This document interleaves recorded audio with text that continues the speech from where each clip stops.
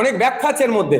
হলুদ T shirt পরিহিতা যিনি আছেন, ভদ্রলোকের নাম প্রদীপ কুমার দে, কলকাতা পুলিশের উনি একজন কনস্টেবল। কালকের পর্যন্ত খবর এখনো আমি আপডেট নিচ্ছি যে এই ধরনের কিছু, অর্থাৎ হয়েছে এরকম একটা ভাব।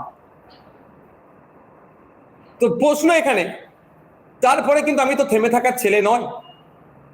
আমি আমার যে ইন্টেলিজেন্স আছে, ভালোবাসার মানুষজন আছে যারা আপনাদের মতো ভিডিও করছিল, এই জায়গাতে খুঁজে বার করে প্রথমে আমি ভিডিওটি উদ্ধার করি।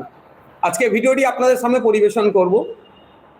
সাথে সাথে তার নাম, তার বাড়ি কোথায়, সে কি পুলিশের লোক না সিভিলিয়ান, সিভিলিয়ানের মধ্যে কি শাসক দল ঘনিষ্ঠ, এই সবগুলো আমি আমার যে টিম আছে তার মাধ্যমে আমি খুঁজে বার করেছি। সেইগুলো আজকে আস্তে আস্তে আপনাদের সামনে আমি পরিবেশন করব। প্রথমে আমি ব্যক্তিটিকে আপনাদের দেখাই, যে ব্যক্তিটি কে, ব্যক্তির পরিচয় পরে দেব। এই হচ্ছে হলুদ টি শার্ট পরিহিতা যিনি আছেন, হলুদ টি শার্ট পরিহিতা যিনি আছেন, আমি ঘুরাচ্ছি, প্রত্যেকের দিকে ঘুরাবো, দূরে থাকুন, সব দেখতে পাবেন। সবাইকে দেখানোর জন্যই আজকে দেখেছি আমি, আপনাদের মাধ্যমে বাংলার মানুষকে দেখাবো যে আমার উপরে প্রাণঘাতী হামলা কে চালাতে এসেছিল, কে এই ব্যক্তি, এর পরিচয় কি, ডেট অফ জয়নিং কবে হয়েছে পুলিশে, ডেট অফ রিটায়ারমেন্ট কবে আছে, ডেট অফ বার্থ কি, সবটাই আপনাকে আমি দেখাবো। এই ব্যক্তিটি আমাকে হামলা করে, আমার উপর প্রাণঘাতী হামলা চালায়। আপনাদের জানিয়ে রাখি, সেই দিন মেডিকেল রিপোর্টে যতটা এসেছিল পরবর্তীতে ভয়ঙ্কর অবস্থা, আমার লিভারেও হয়তো আক্রান্ত হয়েছে, আমার লিভার আক্রান্ত হয়েছে। তো আমি এই মুহূর্তে বলতে পারছি না, কারণ আমি অসত্য পথ অবলম্বন করে পলিটিক্স আমি করি না। গত 2 দিন ধরে আমার প্রচন্ড ব্যথা হচ্ছে এখানে। আমি ডক্টর সাহেবদের সাথে যোগাযোগ করেছি, তিনি আমাকে জানিয়েছেন ওই আগামীকাল বা পরশুদিন আমাদের কলকাতায় ধর্মমঞ্চ হচ্ছে, এই ধর্মমঞ্চ স্থল থেকেই আমি ট্রিটমেন্টে যাব। এখানে আমার সিটি স্ক্যান, ফুল ইউএসজি না কি সব বললেন, আর করবেন যে লিভারে আক্রান্ত হয়েছে কি হয়নি, কেন এত ব্যথা হচ্ছে কেন। যাক, এই ব্যক্তিটি আমি আরো ভালোভাবে বেশ কয়েকটি ছবি আপনাদের দেখাবো। এই ব্যক্তিটি আমার উপরে যে হলুদ শার্ট পরে আছেন তিনি আক্রমণ করেছেন। আমি ডে 1 থেকে আপনাদের বলেছি যে আমাকে হলুদ টি শার্ট পরিহিতা ব্যক্তি যিনি পরেছিলেন হলুদ টি শার্ট, তিনি আমাকে মেরেছেন। আমি অন্য কোনো কারো কথা বলিনি। তো একটা জিনিস আমি এস্টাবলিশ করে দিলাম যে আমার উপরে যে আক্রমণ হয়েছিল, সে ডে 1 যেটা বলেছিলাম হলুদ টি শার্ট পরেছিলেন, আজকে তার প্রুফ দিচ্ছে। এবার এর ভিডিওটা আপনাদের দেখাচ্ছি, কিভাবে আসছে, আমার উপরে কিভাবে আক্রমণ করছে এবং আক্রমণ করে কিভাবে ফিরে যাচ্ছে, এটা দেখার দরকার। বাংলার মানুষ আজকে দেখছে, আপনাদের মাধ্যমে বাংলার বাইরের মানুষও দেখবে যে একজন বিরোধী দলের বিধায়কের উপরে কিভাবে পুলিশের মধ্যে থাকা ব্যক্তি প্রাণঘাতী হামলা চালালো। আর এতদিন হামলা, আজকে 20 তারিখে হামলা চালিয়েছে, আজকে 29 তারিখ, 9 দিন হয়ে যাওয়ার পরেও এই বিষয়ে পুলিশের সদাত্মক ভূমিকা নাই। আমার অপরাধটা কি? আমার অপরাধটা এটাই যে জল জমি জঙ্গলের স্বাভাবিক অধিকার আদিবাসীদের কেন কেড়ে নেওয়া হবে। 2006 ফরেস্ট রাইট অ্যাক্টকে অ্যামেন্ডমেন্টের নামে যে আদিবাসীদের থেকে জঙ্গলকে কেড়ে নেওয়া হচ্ছে, এর প্রতিবাদ আমি করি। প্রিন্সিপাল অ্যাক্ট 1995 ওয়াকাফ আইনের অ্যামেন্ডমেন্ট করে 2025 সালে যে নতুন আইন নিয়ে এসেছে, এই আইনের বিরোধিতা করছি। এটা মুসলিম সম্প্রদায়ের উপরে ধর্মীয় ভাবাবেগের সাথে সাথে ধর্মের উপরে আক্রমণ হচ্ছে, সংবিধানের একাধিক আর্টিকেলের উপরে আক্রমণ হচ্ছে, এর বিরোধিতা আমি করছি। আমার উপরে আক্রমণের কারণ কি? ফেক ST/SC সার্টিফিকেট রমরমা মার্কেটে, যারা এসটি নয়, যারা SC নয়, তারা ST/SC কোটায় চাকরি পাচ্ছে, এর বিরোধিতা আমি করছি বলে। আমার অপরাধটা কি? আমাকে কেন প্রাণে মারার চেষ্টা হচ্ছে? হয়তো আমার কাছে ফোর্স না থাকলে এতদিন হয়তো আমার প্রাণে মেরেই দিত এরা। যে আমি প্রতিবাদ করছি যে ওবিসি আপনি সার্টিফিকেট দিচ্ছেন, ঠিক কথা, কল্যাণী ইউনিভার্সিটিতে জিওলজি ডিপার্টমেন্টের যারা পিএইচডির জন্য চান্স পেল, সুযোগ পেল, OBC A OBC B category থেকে আমরা দেখতে পেলাম তার মধ্যে একজনেরও মুসলিম পিছড়ে বর্গের মুসলিম সম্প্রদায়ের উপস্থিতি দেখতে পেলাম না। এর প্রতিবাদ করছি। কেন আপনি শেরশাবাদী আর জনগোষ্ঠীকে ওবিসি এ থেকে তুলে ওবিসি বিতে পাঠালেন? এই ধরনের অনেক বানিয়া সম্ভবত জনগোষ্ঠী আছে, এ থেকে তুলে বি থেকে পাঠালেন। এই অন্যায়ের প্রতিবাদ করছি। আমার পরিযায়ী ভাইরা, বাঙালি যারা ভিন্ন রাজ্যে কাজে যাচ্ছে, তাদের উপর আক্রমণ হচ্ছে, লাশ হয়ে ফিরে আসছে। কখনো সোমনাথ দেবনাথ, আফরাজুল, সাবির মল্লিক, হেমন্ত রায়, তো দীপু দাস, এই ধরনের অনেকে লাশ হয়ে বাড়ি ফিরে আসছে, অনেকে আক্রান্ত হচ্ছে। এই লাস্ট দুদিন আগে উড়িষ্যাতে বা কলকাতায় বাঙালি উড়িষ্যাতে আমাদের মেদিনীপুরের শ্রমিকের উপরে প্রাণঘাতী হামলা চালিয়েছে। এটা বন্ধের আমি দাবি তুলছি। এই জন্য আমার উপরে আক্রান্ত নেমে আসছে, আমার উপরে প্রাণী মারার চেষ্টা হচ্ছে। এসআইআর এর নামে নাগরিককে অহেতুক হয়রানি করার চেষ্টা হচ্ছে, নাগরিককে ভয় দেখানোর চেষ্টা হচ্ছে। সেই জন্য আমি প্রতিবাদ করেছি যে এসআইআর এর নামে নাগরিক হয়রানি করা যাবে না, নাগরিককে আতঙ্কিত করা যাবে না, যাকে তাকে ডিভোটার ঘোষণা করা যাবে না। এইগুলো বা বিভিন্ন সময় মানুষের উপরে ঘটে চলা আক্রমণের বিরুদ্ধে আমি যখনই কথা বলি, দেখছি আমার উপরে আক্রমণ নেমে আসছে, আমাকে প্রাণে মারার চেষ্টা হচ্ছে। আমি এখন আপনাদেরকে দেখাবো ওই ভিডিওটি, যে ভদ্রলোক কিভাবে কিভাবে আসছেন, আমাকে মারছেন, আমাকে মেরে আবার ফিরে আসছেন। আমি রোটেট মোডে হয় নাকি দেখছি, এটা আমি মোবাইল সম্বন্ধে খুব একটা বেশি জানি না, আমি একটুখানি অপেক্ষা করুন। এই দেখুন, এখানে দেখুন এই হলুদ জামা পরিহিত ব্যক্তিটিকে দেখুন, আমি পরে দেখাবো। ঢুকছে, হ্যাঁ দেবো দেবো, অবশ্যই সবাইকে ভিডিওটি দেবো। আপনাদের বলবো আগে দেখুন, আমি আর একবার দেখাবো, আগে দেখে নিন। আপনারা নজর রাখবেন হলুদ টি শার্ট পরা ওই ব্যক্তিটি, আমি বলছি, তার ব্যাখ্যা করছি আপনাকে। অনেক ব্যাখ্যা আছে এর মধ্যে, আপনারা হয়েছে দেখা, মেরে বার হবে, ঢুকছেন, মারলেন, আবার বেরিয়ে চলে আসলেন।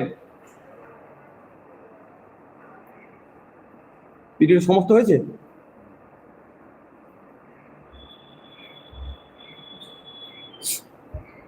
ভিডিওটি হয়েছে, ভিডিওটি দেব, আপনারা দেখবেন।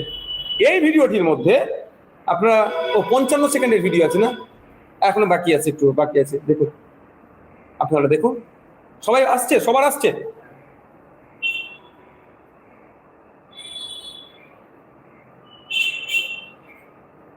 আপনারা ভিডিওটি দেখুন, তারপরে আমি ব্যাখ্যা, মানে এনার যখন বার হবে, এনার বডি ল্যাঙ্গুয়েজটা আপনারা একটু দেখবেন। যখন ইনি বার হবেন, এই ভদ্রলোকের নাম, ভদ্রলোকের ঠিকানা, ভদ্রলোক পুলিশ কি সিভিলিয়ান, সবটা আমি ডিসক্লোজ করব। রাজ্য প্রশাসন কি ঘুমাচ্ছে? একটা বিধায়কের উপরে প্রাণঘাতী হামলা চললো, তারপরেও রাজ্য প্রশাসন নড়ে চড়ে বসলো না। এখন কি করছে? এটা এফআইআর পর্যন্ত করেনি, না খুঁজে পাচ্ছে না।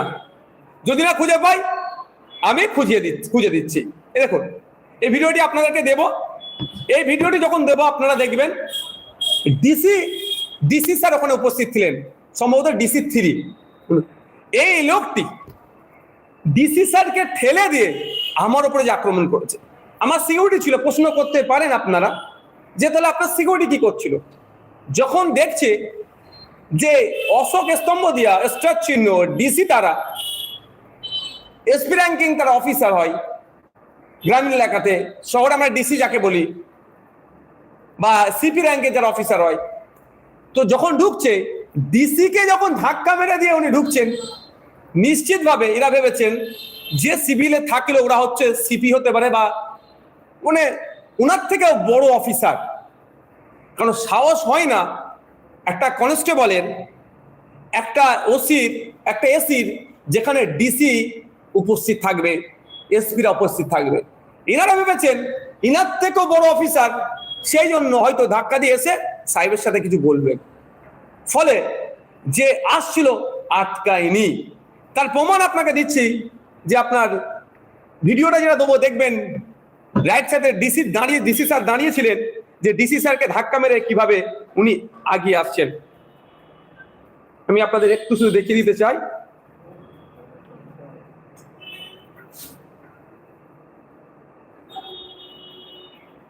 এখানে এখানে আমার সামনে যিনি আছেন খাকি পোশাক, এটা ডিসি স্যার, দেখুন একটা ধাক্কা মেরে ডিসি স্যারকে সরিয়ে দিলেন। এটা হচ্ছে ডিসি স্যার, এই দেখুন আমাকে এখানে ধাক্কা মেরে ডিসি স্যারকে সরিয়ে দিলেন। আমি আপনাদেরকে আরেকবার দেখাতে চাই, একটু এই লোকটা একটু জানা দরকার। ইনার সামনে ডিসি স্যার এরকম ঢুকছে, ওনার লেফট সাইডে আমার সিকিউরিটি, ওনার রাইট সাইডে এটা করে দেখুন ওনার রাইট সাইডে আমাদের রাজ্যের কলকাতা পুলিশের ডিসিটাকে ধাক্কা মেরে ঢুকে আমার উপরে হামলাটা চালিয়েছে। আর 12 হবার রিয়াকশনটা একটু দেখুন, এই দেখুন 12 হবার একটু রিয়াকশনটা আপনার দেখতে চাইছি, দেখেন মুখটা দেখুন, দেখুন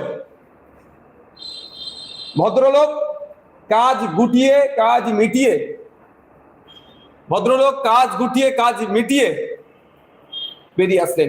উনি যদি ওখানে ডিউটিরত অবস্থায় থাকেন তাহলে তো উনি বেরিয়ে আসবেন না।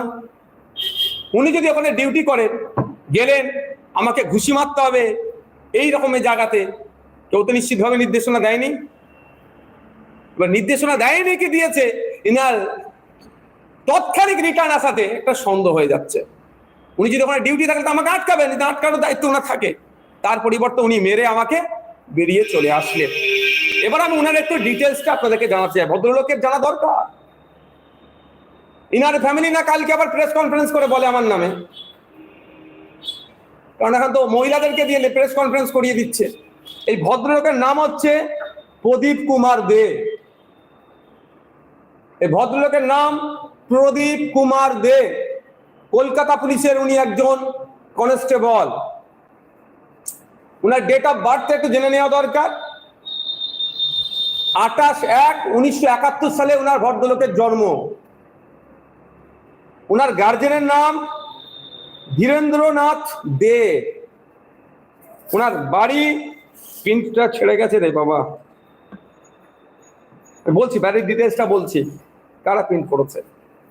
আচ্ছা, উনার ডেট অফ জয়নিং 31/1/1995 সালে উনি কলকাতা পুলিশে জয়েন্ট হয়েছে। উনার ডেট অফ রিটায়ারমেন্ট 31/1/2031। এই ভদ্রলোকের কোয়ালিফিকেশনটা একটু জানা দরকার। একটা এমএলএ কে এসে ভাট করে মারছে, প্রাণঘাতী হামলা চালাচ্ছে, ভদ্রলোক মাধ্যমিকের গন্ডি পার করতে পারেননি। ওনার একটা কোয়ালিফিকেশন, আর কতটা কম বলে অপমান ওনাকে করবো না। ফোন নম্বরটা দেবো না, ওনার সাথে আমার আইনি লড়াই হবে। ফোন নম্বর বললে কেউ ওনাকে ফোন করে ডিস্টার্ব করতে পারে, ফোন নম্বর পর্যন্ত আমার আছে। তবে একটা বড় টুইস্ট আছে এর মধ্যে। টুইস্টটা হচ্ছে, ঠিক আছে বলছি, টুইস্টটা হচ্ছে ভদ্রলোক অফিসিয়ালি এখন ভবানীপুরের আন্ডারে আছে, অফিসিয়ালি। কিন্তু ভদ্রলোক এখন ডিউটি সামলাচ্ছে হেয়ার স্ট্রিট থানাতে। এটা আমি ঠিক খুঁজে বার করতে পারছি না। অ্যাড্রেসটা প্রিন্ট করে আনতে বলো, নিচে থেকে দিয়ে দাও। ভবানীপুর, ভবানীপুর আমি এটা বলে দিচ্ছি, এক মিনিট দাঁড়ান।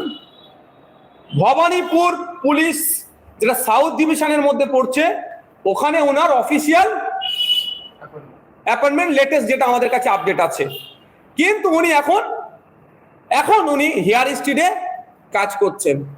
তাহলে কি কোনো একটা জায়গাতে সন্দেহ হচ্ছে যে অন্য জায়গার অফিসারকে তুলে নিয়ে এসে এই জায়গায়, অন্য জায়গার পুলিশকে তুলে নিয়ে এসে এই জায়গায় আক্রমণ চালাও, বেটাকে প্রাণে মেরে দে, নাহলে অন্যতম একটা অঙ্গ তো লিভারকে ক্র্যাক করিয়ে দে, সাইড হয়ে যাবে যে ও আমাদের কেউ না।